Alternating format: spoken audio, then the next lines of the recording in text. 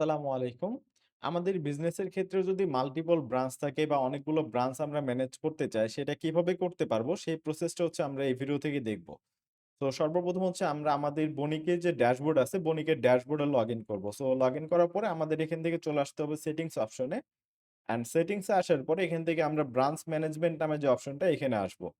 And branch ম্যানেজমেন্টে আসার পরে এখান থেকে আমাদের অলরেডি একটা এক্সিস্টিং ব্রাঞ্চ এটা ক্রিয়েট করা আছে। সো দেখা যাচ্ছে আমাদের যদি ব্রাঞ্চ কোনো ক্রিয়েট করা না থাকে তাহলে হচ্ছে আমাদের এখানে ব্রাঞ্চ ক্রিয়েট করতে বলবে। সো তখন হচ্ছে আমরা এখানে ব্রাঞ্চ অপশনে ক্লিক করে নতুন একটা ব্রাঞ্চ ক্রিয়েট করব। তো এখানে দেখা যাচ্ছে আমাদের প্যাকেজের উপরে ডিপেন্ড করে আমরা হচ্ছে ১ টা ২ টা ৩ টা বা আমরা হচ্ছে মাল্টিপল ব্রাঞ্চ আমরা হচ্ছে ক্রিয়েটের অপশন পাবো। তো এই ক্ষেত্রে হচ্ছে আমরা এখান থেকে যদি আমাদের কোনো ব্রাঞ্চ ক্রিয়েট করা না থাকে তাহলে হচ্ছে আমরা নতুন একটা ব্রাঞ্চ ক্রিয়েট করব। আর যদি দেখা যাচ্ছে আমাদের ব্রাঞ্চ ক্রিয়েট করা থাকে অলরেডি তাহলে হচ্ছে এখানে আমরা যে ক্রিয়েট ব্রাঞ্চ অপশন এখানে ক্লিক করে আমরা নতুন একটা ব্রাঞ্চ ক্রিয়েট করতে পারি। সো নতুন ব্রাঞ্চ ক্রিয়েট করার সময় এখানে হচ্ছে আমাদের কয়েকটা অপশন দিতে হবে। যেমন হচ্ছে আমাদের যে ব্রাঞ্চের নামটা।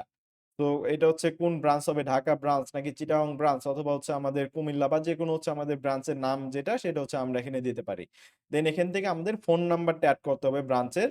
তারপর হচ্ছে আমাদের ব্রাঞ্চের যে অ্যাড্রেসটা সেটা হচ্ছে আমরা এখানে এড করব এবং এর পরবর্তীতে হচ্ছে ব্রাঞ্চের যে লোকেশন সেটা কোন সিটিতে, তারপর হচ্ছে সেটার স্টেটটা কি হবে, তারপর সেটার জিপ কোডটা কত, সেগুলো হচ্ছে ডিটেইলস গুলো আমরা এখানে এড করতে পারি। তারপর হচ্ছে কান্ট্রি যেটা সেটা হচ্ছে বাই ডিফল্ট এটা বাংলাদেশ সিলেক্ট থাকে অথবা আমরা যদি চাই অন্য কোনো কান্ট্রি এড করতে সেটাও আমরা এখান থেকে করতে পারি। তার পরবর্তীতে এখানে হচ্ছে যে নোটের অপশন আছে। তো হচ্ছে আমরা যদি চাই কোনো নোট এড করতে সেটাও কিন্তু আমরা এই যে নোটের অপশন থেকে এড করতে পারি। তারপরে হচ্ছে এটা আমরা জাস্ট ক্রিয়েট বাটনে ক্লিক করলে আমাদের যে নতুন একটা ব্রাঞ্চ সেটা আমাদের এখানে ক্রিয়েট হবে। আ তো এই ব্রাঞ্চটা আমরা হচ্ছে কি ক্ষেত্রে ব্যবহার করতে পারি? সো দেখা যাচ্ছে আমরা যখন নতুন কোনো প্রোডাক্ট আমরা পারচেজ করব কাস্টমারের কাছ থেকে বা আমাদের হচ্ছে যে সাপ্লায়ারের কাছ থেকে যখন আমরা কোনো প্রোডাক্ট পারচেজ করব, সো পারচেজ এর ক্ষেত্রে সেই প্রোডাক্টটা আসলে কোন ব্রাঞ্চে যাবে সেটা কিন্তু হচ্ছে আমরা চাইলে এখান থেকে সিলেক্ট করতে পারি। তো প্রোডাক্ট আমরা কোন ব্রাঞ্চের এড করব সেটা হচ্ছে আমরা এখানে সিলেক্ট করতে পারি।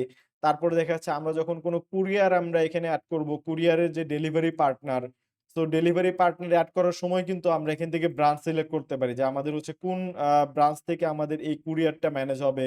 সো এই বিষয়গুলো সবকিছু কিন্তু হচ্ছে আমরা এখান থেকে ম্যানেজ করতে পারি। তারপরে স্টাফ ম্যানেজমেন্ট করার সময় আমরা সেই কোন ব্রাঞ্চে আমাদের এই স্টাফ গুলো থাকবে, তারপর হচ্ছে কোন ব্রাঞ্চে আমাদের এগুলা আ এগুলো ম্যানেজ করতে পারবে আমাদের হচ্ছে যে স্টাফ গুলো।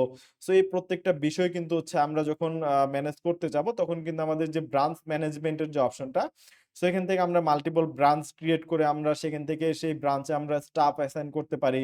তারপর হচ্ছে আমরা যখন প্রোডাক্ট পারচেজ করব, সো পারচেজ এর ক্ষেত্রে আমরা মাল্টিপল ব্রাঞ্চে আমরা এখানে অ্যাসাইন করে সেই ব্রাঞ্চের ক্ষেত্রে আমরা প্রোডাক্ট পারচেজ করতে পারি।